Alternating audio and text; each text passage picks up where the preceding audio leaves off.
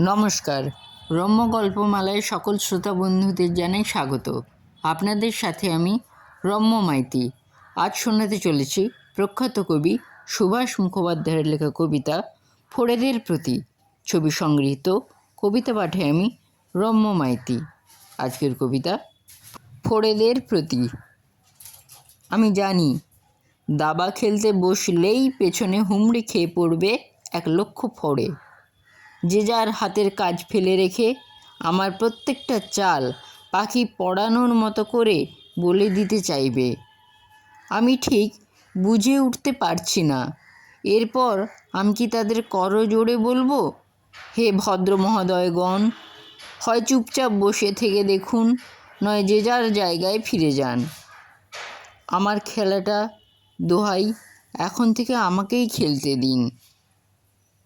কেমন লাগলো আজকের এই কবিতা? কমেন্ট বক্সে অবশ্যই লিখে জানান। কবিতাটি ভালো লাগলে লাইক এবং শেয়ার করতে ভুলবেন না। সঙ্গে থাকুন, শুনতে থাকুন। ধন্যবাদ।